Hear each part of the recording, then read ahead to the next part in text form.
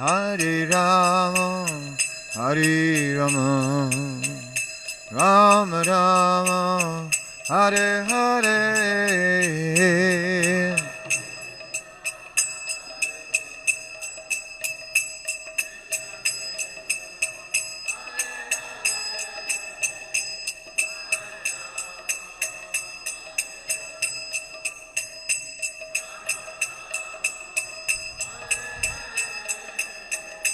Hare Krishna, Hare Krishna, Krishna Krishna, Hare Hare, Hare Rama, Hare Rama, Rama Rama, Hare Hare.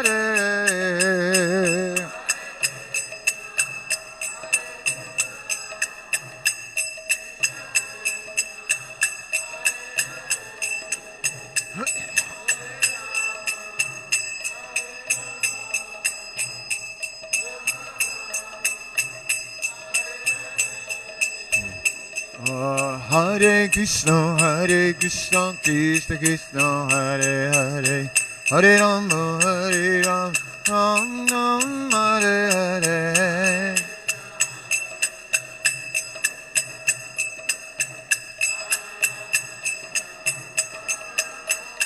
Hare Krishna, Krishna Krishna, Hare Hare, Hare Rama, Ram Ram, Hare Hare.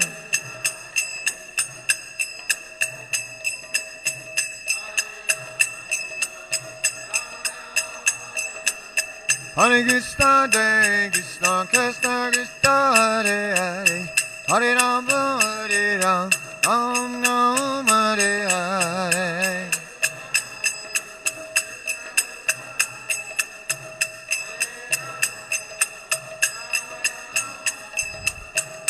Hare Krishna, Hare Krishna, Krishna Krishna, Hare Hare, Hare Rama, Hare Rama, Rama Rama, Hare Hare.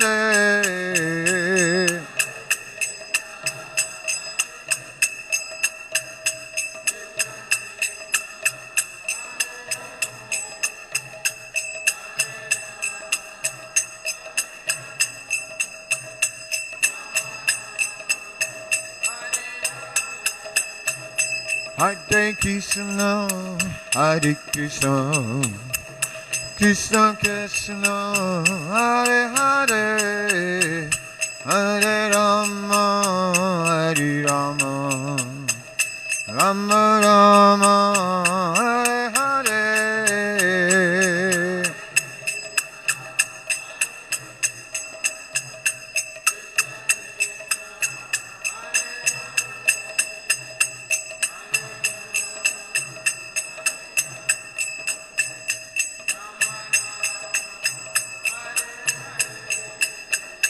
Hare Krishna, Hare Krishna, Krishna Krishna, Hare Hare, Hare Rama, Hare Rama, Rama Rama, Hare Hare.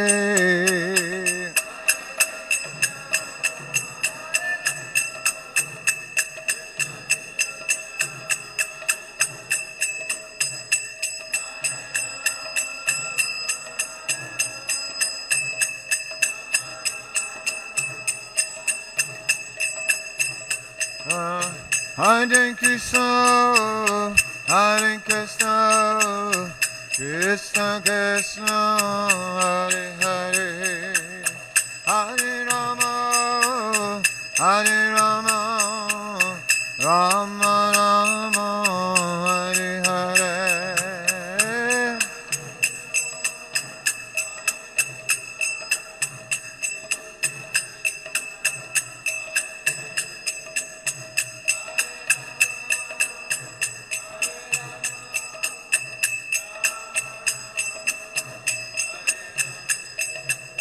Hare Krishna, Hare Krishna, Krishna Krishna, Hare Hare, Hare Rama, Hare Rama, Rama Rama, Hare Hare.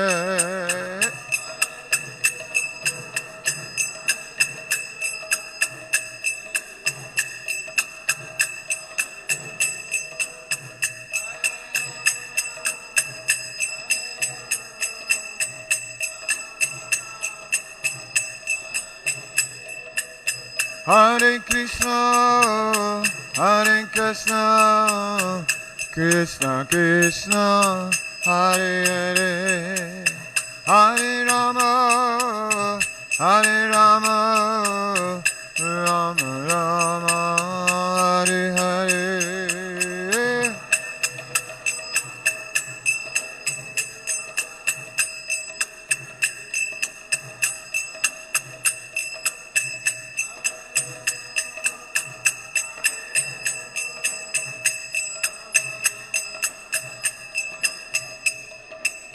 Hare Krishna, Hare Krishna, Krishna Krishna, Hare Hare, Hare Rama, Hare Rama, Rama Rama, Hare Hare.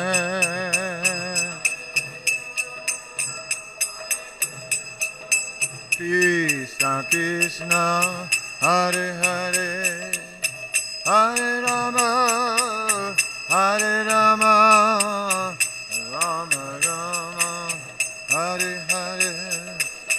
Hare Krishna, Hare Krishna, Krishna Krishna, Hare Hare, Hare Rama, Hare Rama, Rama Rama, Hare Hare.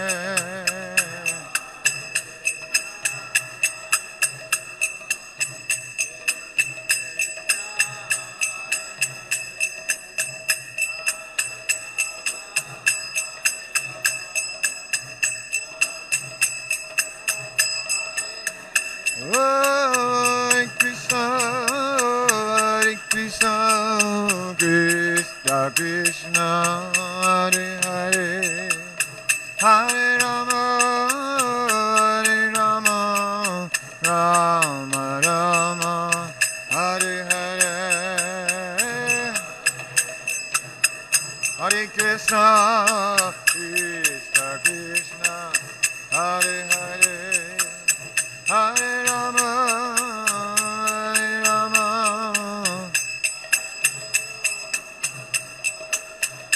Jaya Prabhupada, Prabhupada, Prabhupada, Srila Prabhupada.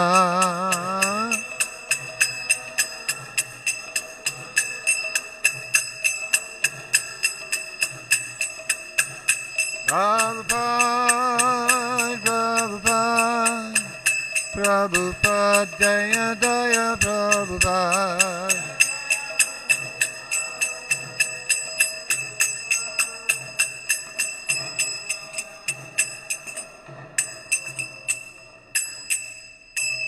Shri Prabhupada ki jai, Harinam Sankirtan Yagya ki jai, Ananta Koti Vaishnava Vrinda ki jai.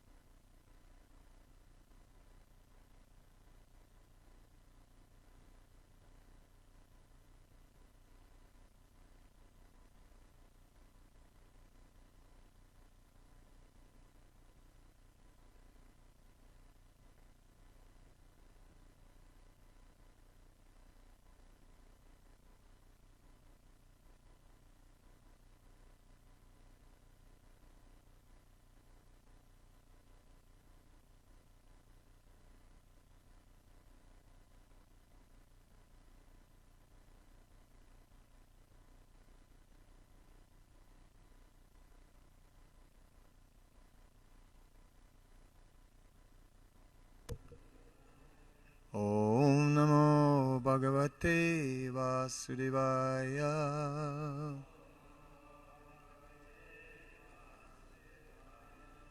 Om Namo Bhagavate Vasudevaya.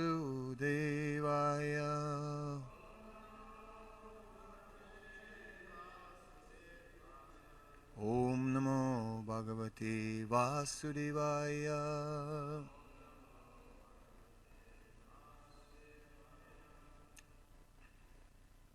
We offer our most respectful obeisances to that Lord Vasudev, the worshipable Supreme Personality of Godhead, who comes in many forms and many features.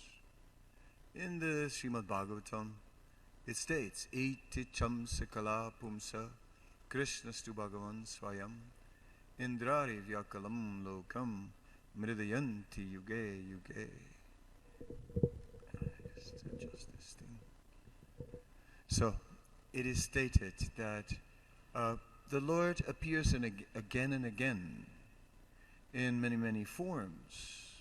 He has his original form of Lord Krishna, and then he takes the form of many different incarnations.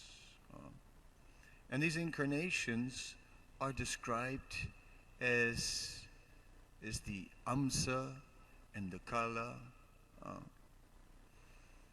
So this is Srimad Bhagavatam. And it says Krishna is Swayam Bhagavan, the original Supreme Personality of Godhead. And then all these other incarnations also appear.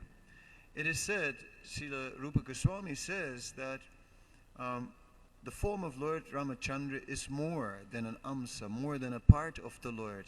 He is, virtually speaking, the very same Lord. He is manifesting all the six opulences of the Lord. There are, besides Lord Ramachandra, also Lord Nrsingadev is manifesting all the six opulences of the Lord. And Lord Nrsingadev is particularly manifesting the full power of the Lord. But Lord Ramachandra is manifesting the sweetness of the Lord. The pastimes of Lord Ramachandra are full of so many mellows, so many different experiences. The pastimes of Lord Nrsingadev are short. Comes out of the pillar, rips up Hiranyakasipu, is angry, is pacified by the demigods, and ultimately by Prahlad.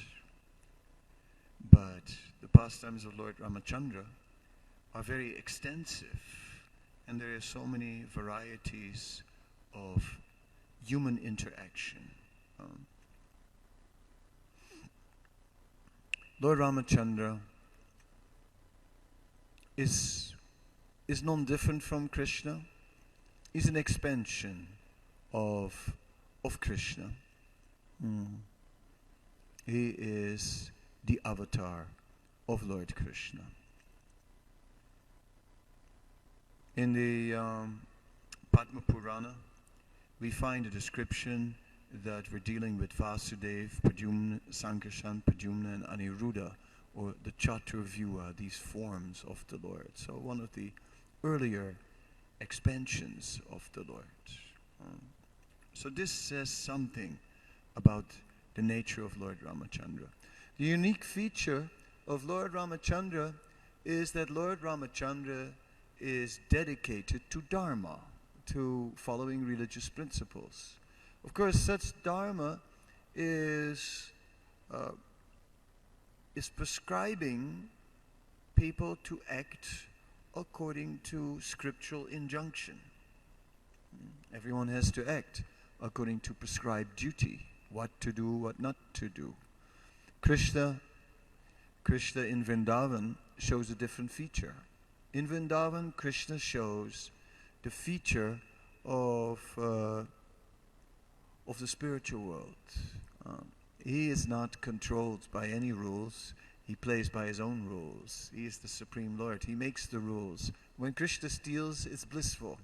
When Krishna dances with the wives of others, then it is the most amazing activity, because he's Krishna. He's the Supreme Lord. Whatever he does is pure and transcendental. So in that way, Krishna displays more than Lord Ramachandra. He displays more of the absolute nature, the nature of the spiritual world. Lord Ramachandra shows how to act in such a way that one can attain the spiritual world. Krishna comes and shows the pastimes of the spiritual world. And then Lord Chaitanya comes. And Lord Chaitanya is the most generous of all. He is freely distributing that love of God. And he is himself displaying it. And in this way, he sweeps up everyone else in his enthusiasm. So like that, we're looking at these three incarnations, which are shown in the six-armed form of the Lord, the Satbhuj form, 2 arms for Lord Ramachandra holding bow and arrow, and 2 arms for Krishna holding the flute, and 2 arms for Lord Chaitanya holding Kamandalu and Danda. No, my nose cannot handle it. Very strong.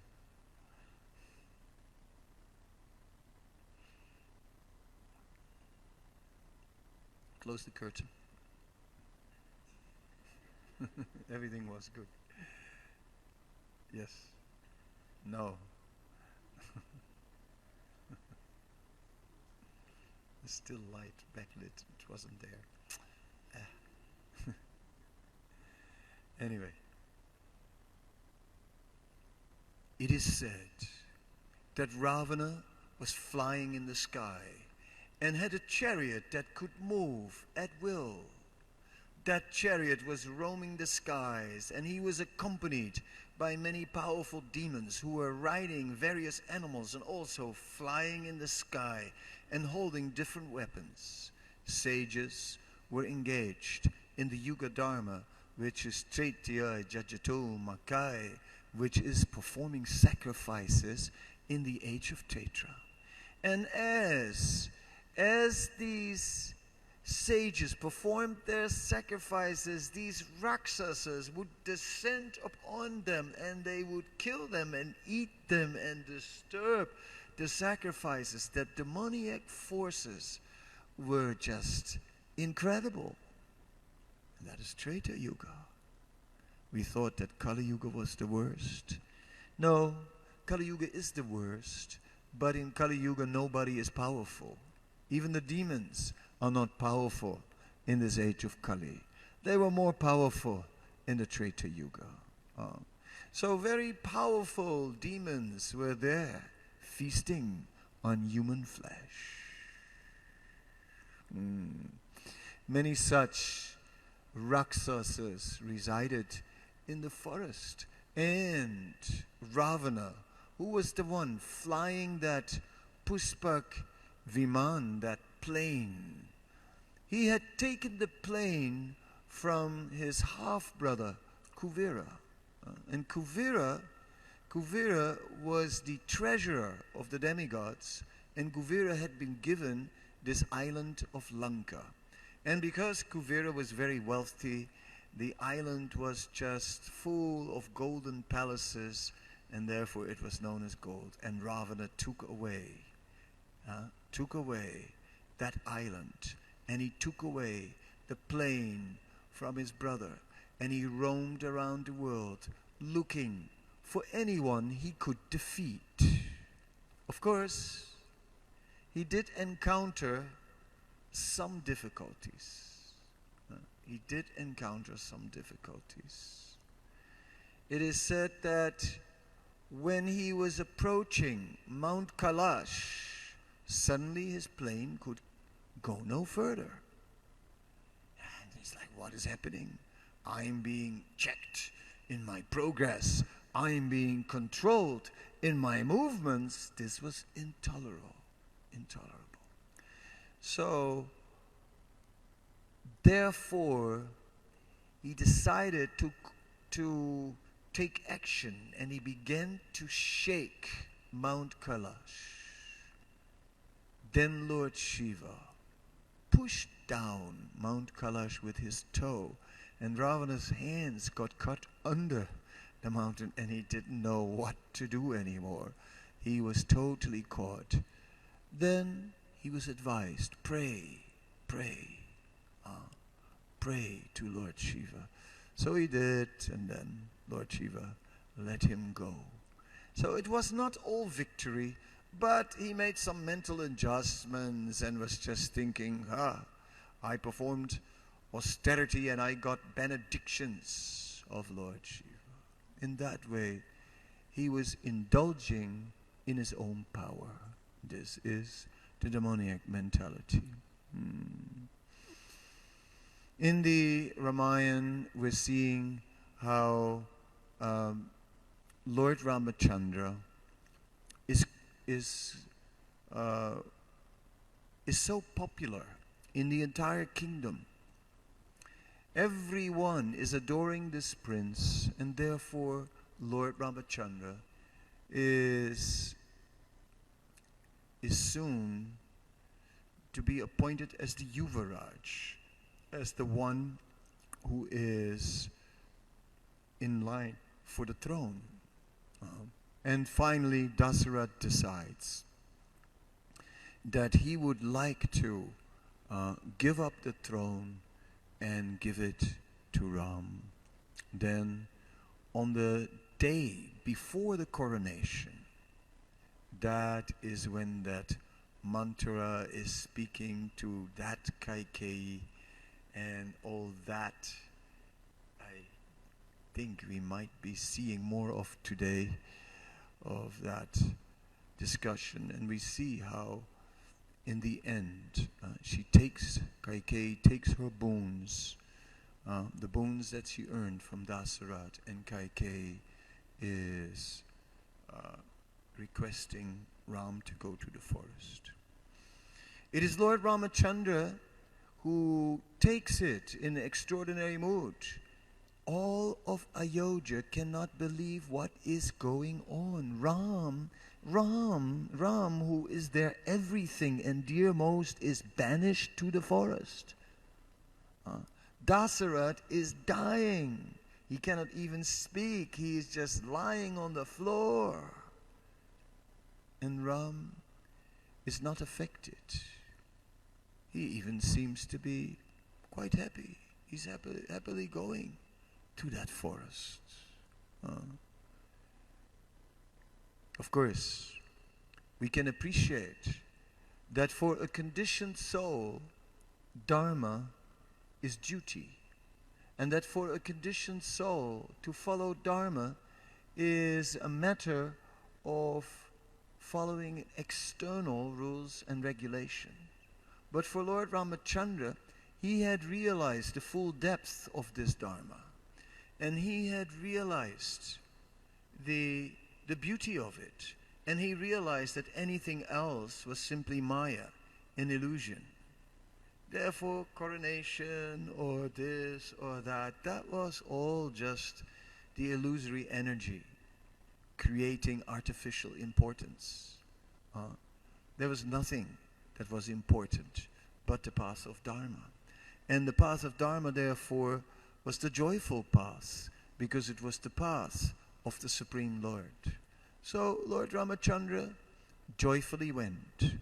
Sita, his wife, she was an equal match, because Sita was also 100% dedicated to the principles of Dharma, and therefore Sita was a complete inspiration for Lord Ramachandra, because in every aspect of her behavior, she also was dedicated to the principles of Dharma. In this way, they were the perfect match. And when Lord Ramachandra came to say goodbye to Sita and to inform her that he was going to the forest, she said, no, it is my duty to be on the side of my husband. If you're going to the forest, I'm going to the forest. Now, to take a lady to the forest is complicated, right? And that also showed.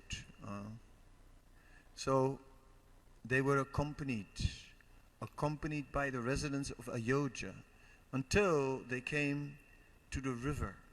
And there a boatman came, Guha, who had a close relationship with Dasarath, and he took Lord Ramachandra across. He was the king of the forest dwellers, the king of the Nisadas, so he made all the arrangements. Guha's men had made a camp.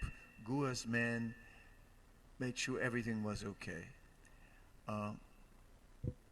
Lakshman made a bed of leaves, and Lord Ramachandra and his good wife, they laid down to rest.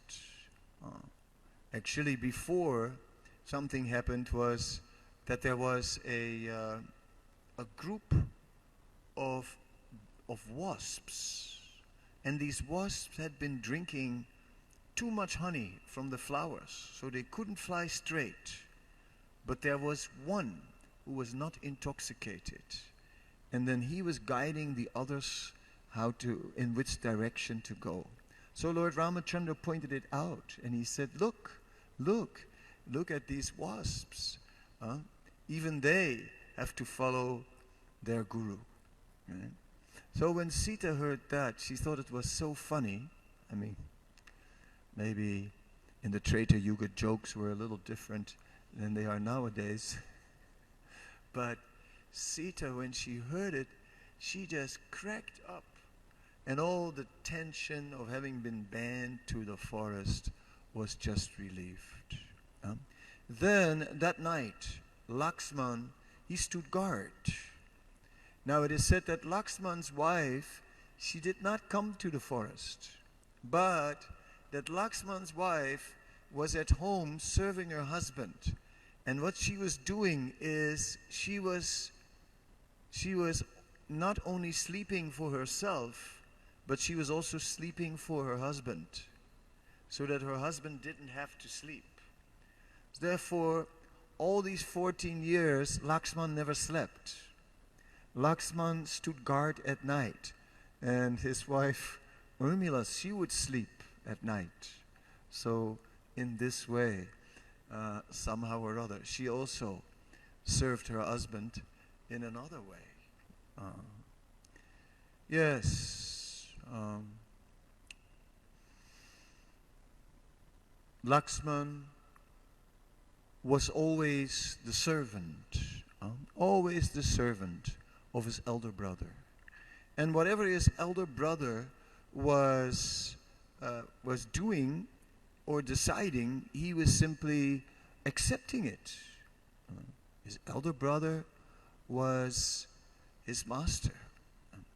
It is explained how at one point, after Sita had been kidnapped, and they had some indication from Jatayu, who they had met in his last dying moments, that Ravana had taken her away towards the south. So Ram and Lakshman were moving towards the south. Then there they encountered this personality. And this personality, he spoke to them. And he spoke to them in a very cultured way, because he spoke to them not only with appropriate words, but even on the appropriate note. Not too high, not too low, but just on the appropriate note, whatever that is. So, in this way, it is described that Hanuman introduced himself to Lord Ramachandra as Hanuman, the minister of King Sugriva, the monkey king. Then Lakshman spoke, and Lakshman introduced Lord Ramachandra. And Lakshman said, "This is Lord Ramachandra, the Yuvaraj of the Raghu dynasty, the one who is to be crowned as king." Right. And after thoroughly introducing Lord Ramachandra, he said, and I am his servant. He could have said, I'm his brother. But if he would have said that, then he would have shared in the glory. And that would have diminished the glory that he gave to Lord Ramachandra. Because then he would have actually exploited that glorification for his own glorification. Therefore, he did not do so. He gave all the glory to Lord Ramachandra. And in that way, we see the very refined exchanges. Then we get the meeting with Sugriva, the pact that is made with Sugriva. Sugriva, whose kingdom was on the Kiskinda mountain. But there was one complication in the life of Sugriva.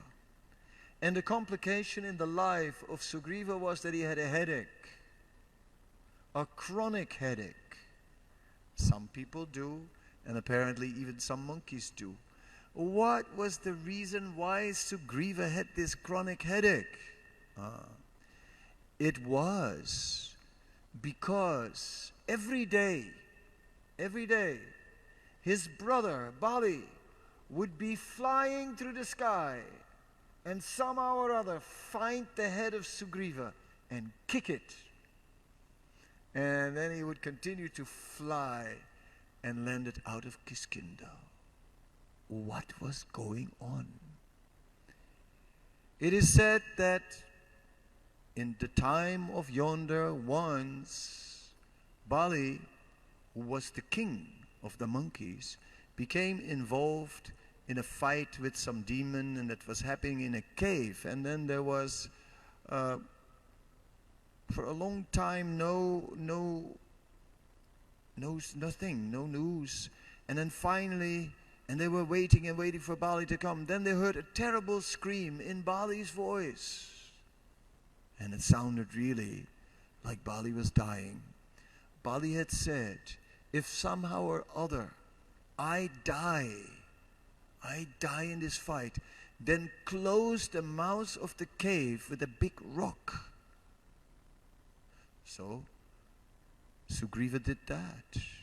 And then Sugriva became the king, and then the wife of Bali became also his wife. It is sort of like that in the monkey world. And what can we say? So in this way, they all, everything went on, and then Bali re-emerged.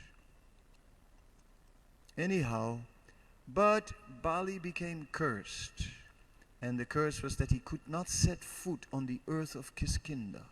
So, okay, that helped Sugriva.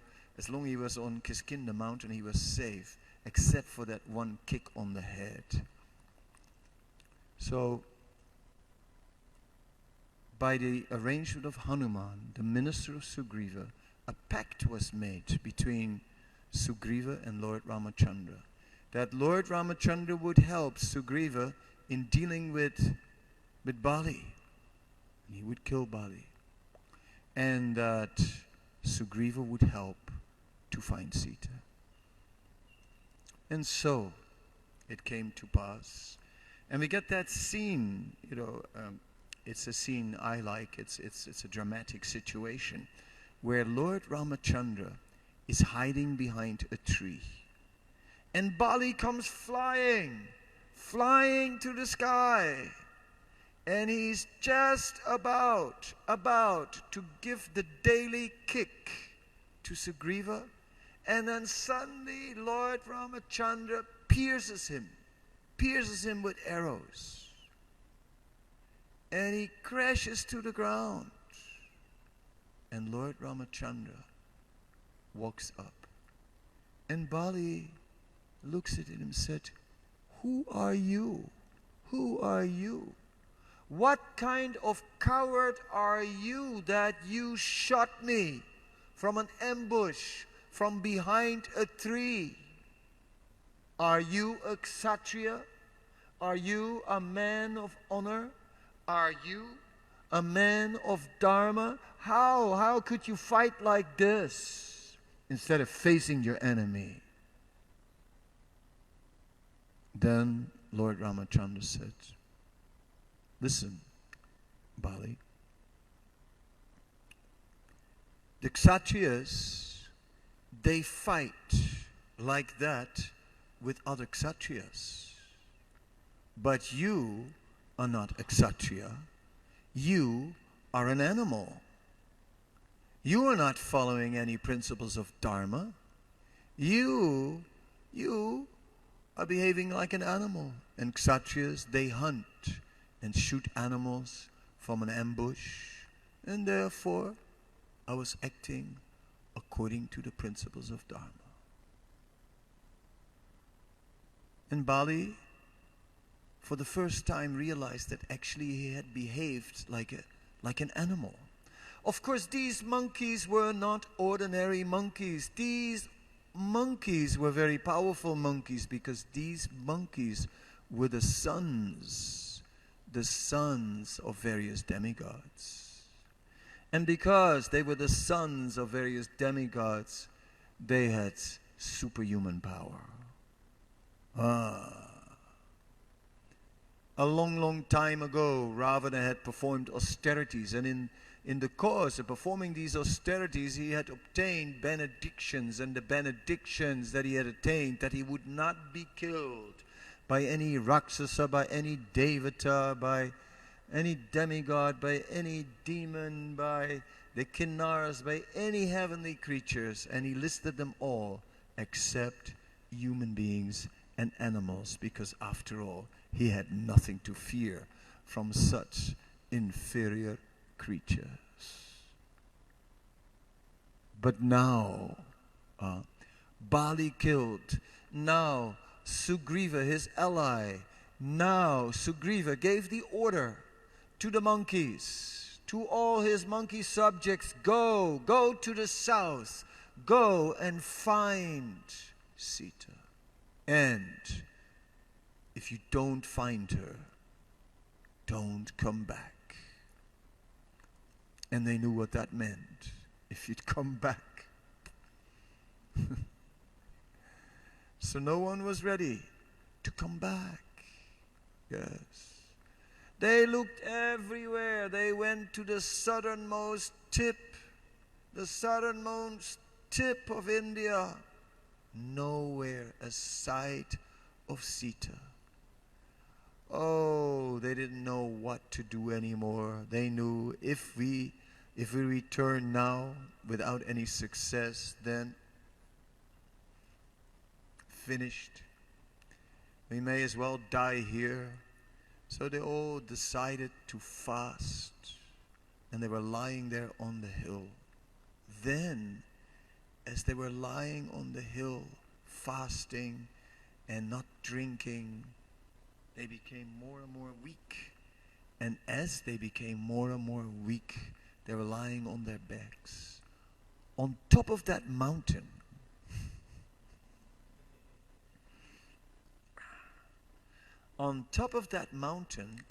there was a vulture.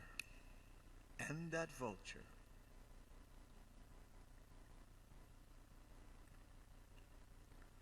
vulture came walking down the mountain. That vulture was Sampati.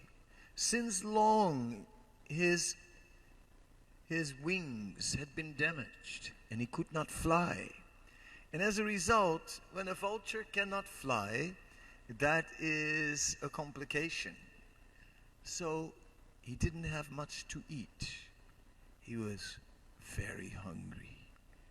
And he is looking and he's saying, look at this, a feast. The whole mountain is filled with food. And he walked down and the monkeys are saying, oh, this is it. This is it. This is the end. This vulture is going to eat us now. It's over. And simp and all because Jatayu, before he died, told Ramachandra that Sita was taken to the south, but we couldn't find him. Sampati heard Jatayu.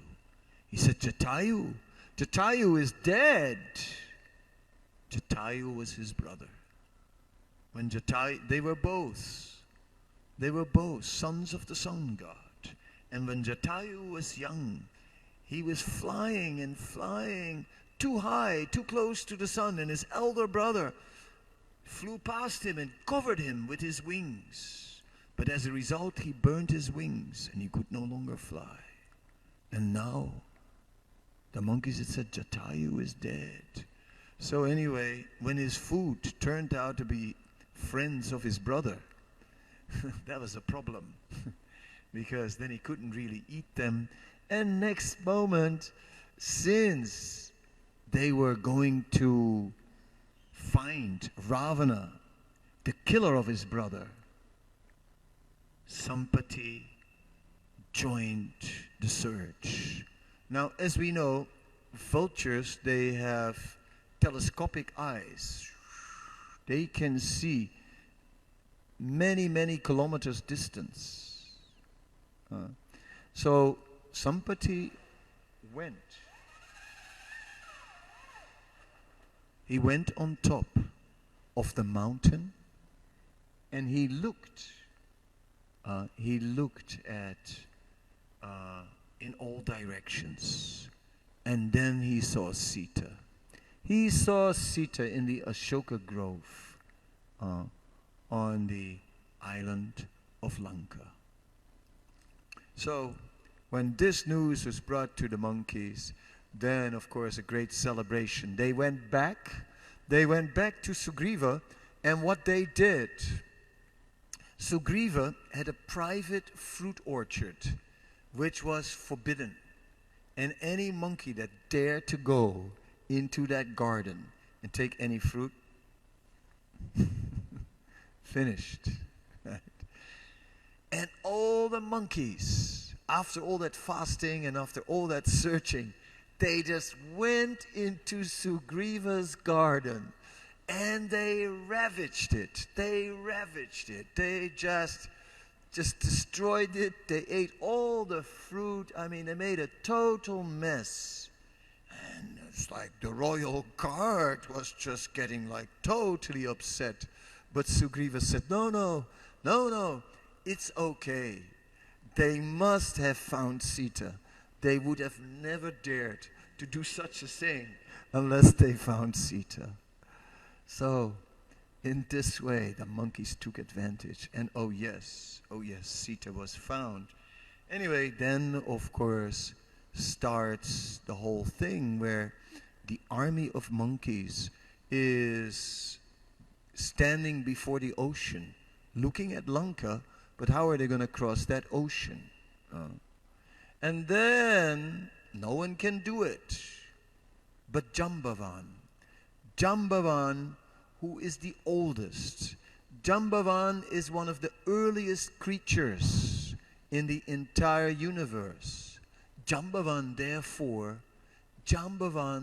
he knows so many things. And Jambavan was saying, there is only one person who can do this. It is Hanuman. And Hanuman's like, I can do this. How can I go to cross this ocean and go to Lanka? And then Jambavan said, no, Hanuman, listen. A long, long time ago, when you were born, you were so powerful. You were the son of Vayu. Your mother, Angada, she was actually from the celestial regions, and she had been cursed that she would have to go to earth and give birth to a child and be a monkey at that time. But that as soon as she had given birth to the child, that she could return. So after his mother had given birth, her curse was up. She could return to the heaven planets. So she was about to leave. And Hanuman grabbed her cloth and said, wait a minute, where are you going? She said, well, my curse is over. I'm going back to the heavenly planets. He said, no, you can't go. You are my mother, and I am hungry. And she said, no, no, don't worry about that. You know, you just eat anything that is round and red. Well, it was night and Hanuman was waiting and there was nothing that was round and red. But in the morning, the sun was rising and it was round and red. So Hanuman jumped up and flew into the sky and was ready to start devouring the sun. So, you know, suddenly the whole universe was in trouble. Right? Here is this huge monkey about to devour the sun, and at that point, Indra had to take action. So Indra threw a thunderbolt and broke the jaw of Hanuman. And in this way, Hanuman was not able to eat the sun. But then Vayu, who was his father, became very angry, and he withheld air from the whole universe. So that was also a real problem. So then when there was no air, then they quickly all pacified Hanuman, fixed his jaw and this and that, and gave him many benedictions. And it was Brihaspati, the spiritual master of the demigod, who gave Hanuman the best benediction. Namely, he told him what he could eat, and that helped. But then Hanuman continued. He was too powerful, and a child. And a powerful child is trouble. Right? He was just too wild, and a wild child. So therefore, they cursed Hanuman that he would forget his own power, and that it would only come back to him when he was reminded of it. And Jambavan knew about this. So Jambavan reminded Hanuman of his power. And then suddenly Hanuman rediscovered his original power. And Hanuman just took a huge form. And with that form, he just jumped into the air and flew towards Lanka. As he came to Lanka, on the way, there were some adventures also, but we'll skip those for today. On the way to Lanka, Lanka was being guarded by Lanka Devi, a witch who was guarding the walls of Lanka. But she knew that the day that she would be defeated by a monkey, that day would be the end of Lanka. Well, you know, when Hanuman came to Lanka, he took a very small form. And he was a very small form, and with this small form, he sort of was just about to jump over the wall into the gardens of Lanka, when suddenly Lanka Devi came and said, "Stop!" And it came to a confrontation. And in the end, Hanuman, he said, "What will you do to stop me?" She said, "I will not allow you to go." He said, "You can't stop me." He said, "Well, you try." He said, "If you try to stop me, I will beat you." She said, "You little monkey, what can you do and beat me?" But he was small, but still very strong. So then he beat Lanka Devi, who then fell on the ground and realized that she had been defeated and that now the end of Lanka was near. Hanuman scouted out, looking everywhere for Sita. It was the night. He came into the palace of Ravana. Ravana was sleeping there, and many queens were sleeping there as well. And he was trying to figure out who was who. I mean, so many ladies sleeping there. Which one's Sita? It was pretty complicated. I mean, you know, he didn't have pictures.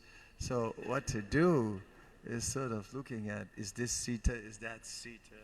Hanuman couldn't figure it out who was Sita. And there was one lady lying next to Ravana. You think, is that Sita? No, that was also not Sita. Then morning came, and Ravana went to the Ashoka grove where Sita was kept. And Ravana had in his days, besides performed austerities and gotten many boons, he also had a few curses on his head. And one of the curses was from a woman he had taken by force. And he was cursed that if he would ever again take a woman by force, that he would die. So Ravana was a little scared of these curses. So therefore he didn't take Sita by force. But he tried to scare her into it. And pointing out there was these Raksasis torturing her, surrender to Ravana, otherwise you'll suffer tremendously. And Ravana was threatening her, if you do not surrender soon, then I will have you for breakfast. And it was not a breakfast invitation, if you know what I mean. It was a threatening, unpleasant situation. So Sita was suffering greatly. And then Hanuman, who was carrying some attributes of Lord Ramachandra, a ring, Hanuman appeared before Sita. Sita was thinking it was Ravana, now in a monkey outfit. He's thinking, what is this, Ravana? What new trick is this, dressed up like a monkey? But then Hanuman presented the ring, and in this way she knew that he was a real messenger of Ramachandra. And Hanuman told her, soon an army will come. And Hanuman, of course, he got caught, they set his tail on fire, and with that he burned down half of Lanka and flew back. And then the army of monkeys made the bridge. They wrote the name of Ram on the stones. It was their faith in Lord Ramachandra that made those stones float. And so a bridge was there across to Lanka. It said later Lord Ramachandra, after the war was over, destroyed that bridge with one of his arrows.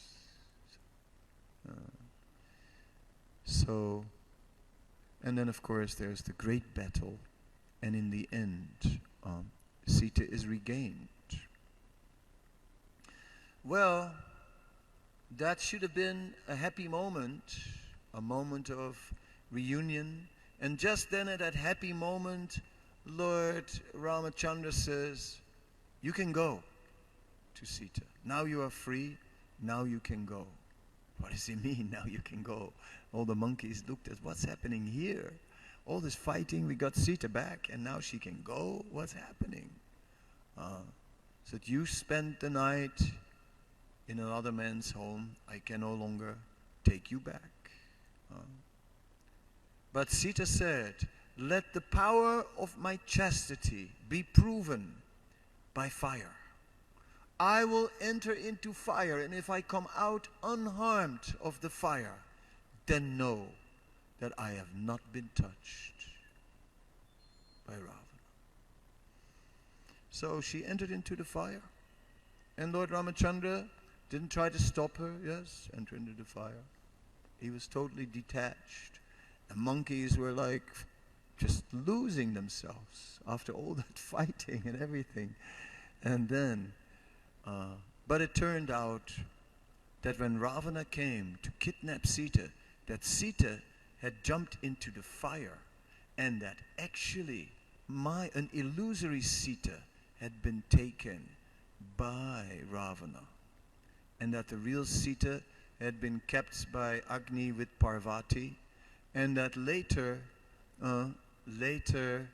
when after the battle, when the Maya Sita entered back into the fire, then the original Sita re-emerged from the fire and united with Lord Ramachandra. Then they all got on board of that Pushpak plane. Not only Sitaram, but also all the monkeys, because that plane could grow to any size. it could fit as many passengers as there were. It would just adjust in size to the passengers. So they flew over Kiskinde, and then Sita said, oh, we should take the queens of the monkeys as well. So they did. They let those in as well. And the plane just grew a little bigger. And they flew to Ayodhya, and they were all there in Ayodhya. Then Lord Ram was greeted by Bharat, and the kingdom was offered to him, and Lord Ramachandra ruled along with Sita. And then one day, when as the king he was incognito in the kingdom, he saw one man who had an argument with his wife, and this man said, no, you're not coming back in the house. No way, I'm not taking you back, because you spent the night in another man's house. Scripture says one should not take back a woman who spent the night in another man's house. I'm not like our king who took his wife back. No, I will not take you back. When Lord Ramachandra heard that, it was like a bomb exploded. His whole life caved in, because he had to sacrifice his own heart's desire. He had to sacrifice his love for Sita, for the welfare of the kingdom, as a matter of duty. And he told Sita to go. And Sita left. And Sita wound up in the ashram of Valmiki. And Sita, turned out, was expecting. And Sita gave birth to 2 sons. Later, we see that Lord Ramachandra, after having been convinced of Sita's purity once again, that he's ready to take her back. But Sita had enough. And Sita disappears into a crack in the earth. And this is the end of the Ramayana. And it is just too much. Too much. Therefore, the Ramayana is just too much. How can Ram give up Sita? How is it possible? What good is that? This Dharma, this all devouring Dharma. What about love? When Dharma is about love, no, say the devotees of Krishna, no, love above Dharma. That is Krishna. Again and again, he places love above Dharma. He promises, I shall not fight in this battle of Kurukshetra. And then he fought, takes up the wheel of a chariot to protect Arjuna. Love before Dharma. Oh yes. That is Krishna. That is the spiritual world. So Dharma is the preparation of walking the path of purification.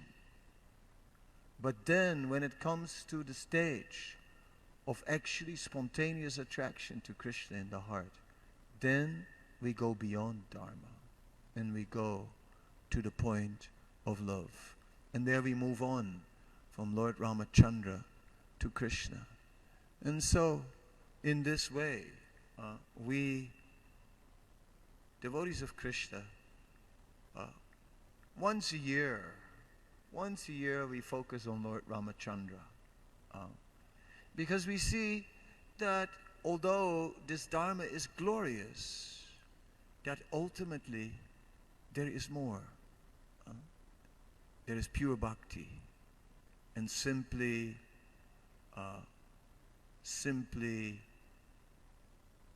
being absorbed in the loving relationship with the Supreme Lord. That is the core of this movement. Although we also begin with regulative principles,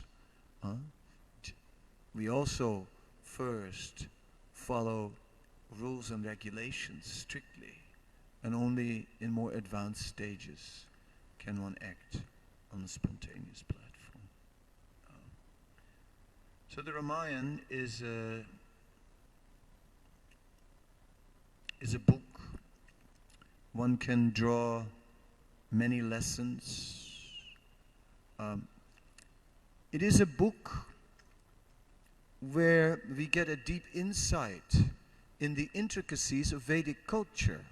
Well, we've been discussing that we don't know what Vedic culture is. But the Ramayana is a book that describes the conditions of the Treta Yuga, when Vedic culture still existed to a great degree of purity.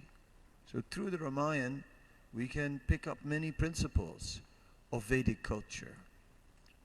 And the Vaishnava Dharma, or Vishwa Dharma, or Prema Dharma of Chaitanya Mahaprabhu's movement runs in many ways transcendental to Vedic Dharma. But then it also goes beyond that. Because the ultimate Dharma is whatever is pleasing to Krishna. And therefore, Sita cannot be sent away. Therefore, Radharani cannot be sent away. We object, Your Honor. We object. This cannot be allowed. No. Just because some low-class man and some low-class woman made some low-class comments, right? We don't care about such low-class comments. We just say, Sita Ram cannot be separated. They are eternal concerts. As Lord Chaitanya explained, the body of Sita is never material. Of course, Ravana did not touch the body of Sita, because Sita is transcendental. She cannot even be seen with mundane eyes. What to speak of being touched? Sita is the eternal consort of the Lord, and even a moment of separation is unbearable.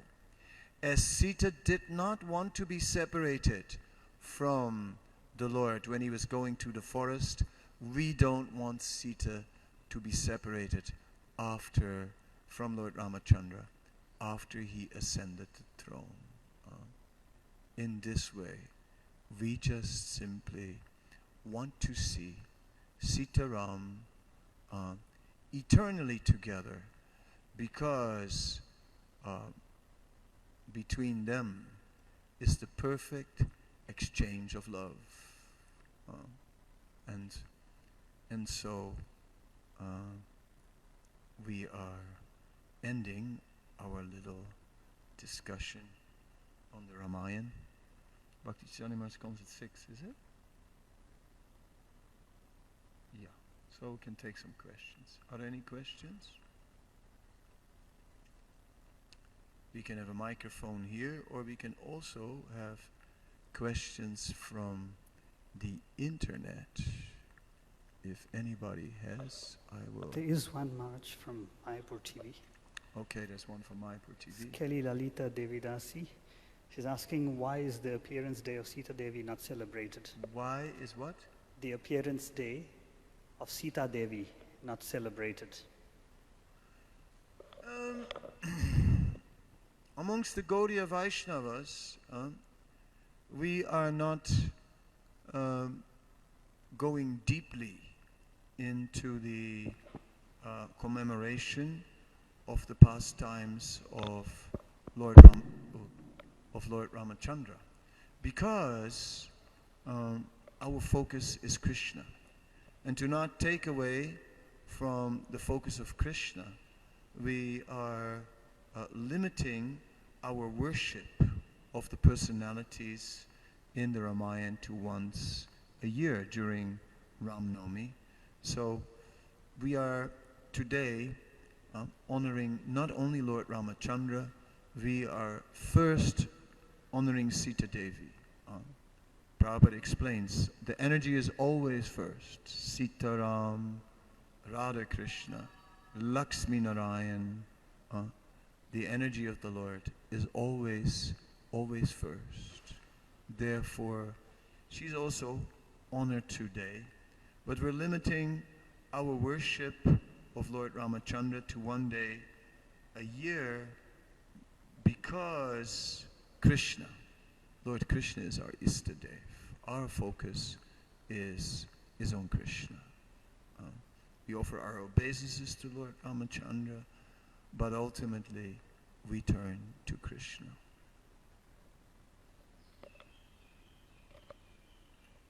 Hare Krishna. Okay, yeah, I'm hearing your voice. Hare Krishna Maharaj. Demigod.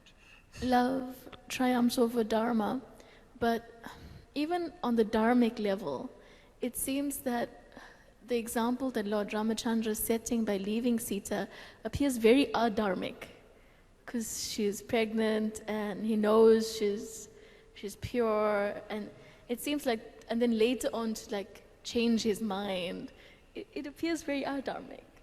Well, Hare Krishna. Yeah, these microphones. I did mention it, but I maybe didn't elaborate on it, but I mentioned how he had to give up private interest for the common interest. That is a principle of Dharma, Raja Dharma. The king will have to give up his personal interest for the interest of the kingdom. So of course it was not in his personal interest to send Sita away. It broke his heart, it broke her heart, it was just destroying his life. But what to do? He had to teach. He had to teach the subjects in the kingdom that there was no question of deviating from Dharma. And therefore, for the greater good of society at large, he had to sacrifice like that. So Dharma is not so simple. There's complexities because there are contradictions in Dharma. Conflict of interest may arise. There's a conflict of interest between the national good and his family's good. And he had to give priority to the national good and even sacrifice his family, which was a disaster. Exactly how he came to the point of bringing her back, it's a little gray in my memory. I can't remember it right now. I would have to look it up, how that went again. There was a reason. Love and Kush had something to do with it. They'd grown up, they'd gone around glorifying Lord Ramachandra and so on. In that confrontation, somehow or other, he invited her back, but exactly what was the tipping point, I forgot.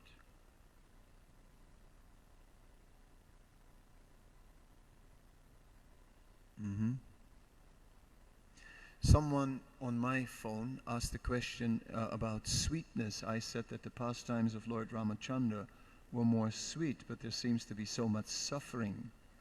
Yes. Well, okay, but there was also a lot of sweetness, also many sweet exchanges. There is suffering, undoubtedly. It is happening in the material world, and in the material world there is no such thing as only sweetness. Still, the sweetness of Lord Ramachandra's pastimes is that there is a huge range of emotions displayed. Whereas if you compare that to Lord Nrsingadev, then it's basically power that is being displayed. It's according to Rupa Goswami.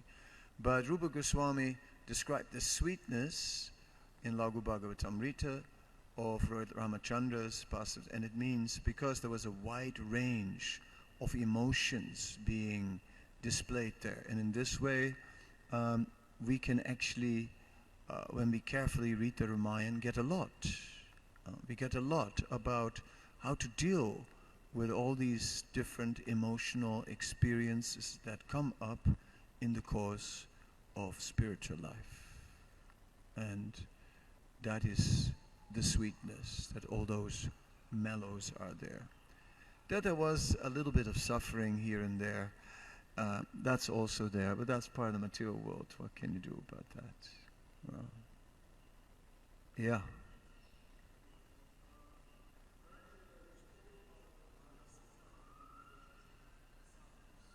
About Mother Sita having sons, 2 sons.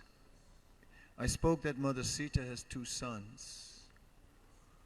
Apparently their names, so like their names would be Lava and Kush, isn't it? Yes. So like what is the significance of readdressing history in a sense that I remember reading somewhere that at some point these sons were given land, like they were given land, like Kush was given some land, and then of course Lava was also given land. Now you had like Africa actually belonging to Kush, hence historically Africa was called Kush, the land of Kush. So like what is the significance of actually readdressing such subjects in a sense that if this land was once given to Kush, who was son of Lord Ramachandra, so that for spiritual purposes, I think, for devotional service and things like that. So how do we readdress such things into current political, Well, okay. I have heard that. I have not read that somewhere, but I've heard that this land was given to Kush and that it was known as Kush. I've seen it on the internet, but I don't know any Shastric reference. But all right, assuming that it could be true, a kshatriya is by nature a king, a ruler. So a king must rule something. Therefore, when a king had a number of sons, he would assign something to his sons so that each one had a territory to rule. So if this area was assigned under Kush, then that was a great blessing for this area. And of course we understand that it is said that at the Vedic times the whole earth was known as Bharatvarsha. That the entire world, and that Vedic culture was the predominant world culture.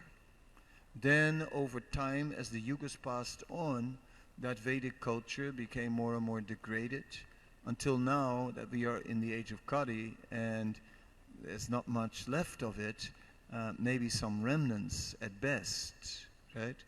So here in Africa and in many parts of the world, we have lost our roots. In Europe, the Christian culture covered the original European culture, whatever that was. And America also, the Christian culture covered the local culture. Here also, the local culture is lost. And even in whatever tradition is there of African tradition, it's incomplete, right? And it's not written down. A lot of things are unknown. Some things are carried forward from ancestors and so on, but it's not completely clear as to what that tradition was in the full sense. So now we get further information how ultimately once there was Vedic culture also in Africa. So when we speak to African people, we can explain to them that yes, this is actually our own culture. This is not a foreign culture. This is the original world culture. And in this way, people don't have to see, oh, this is a foreign thing, this is an Indian thing. It's not. It's actually going to the roots of time, when the whole world was united.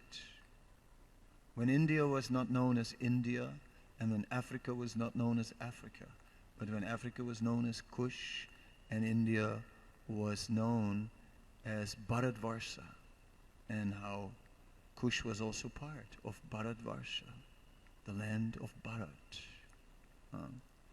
And still nowadays, people in India, some sadhus and respectable people refer to India as Bharat.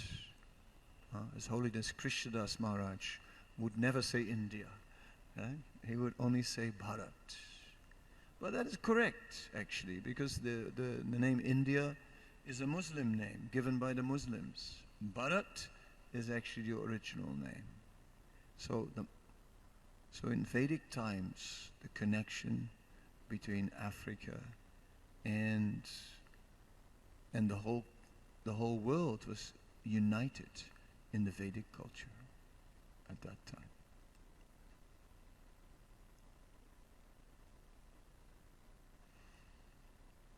Okay.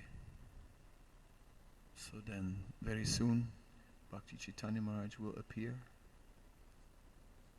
Huh?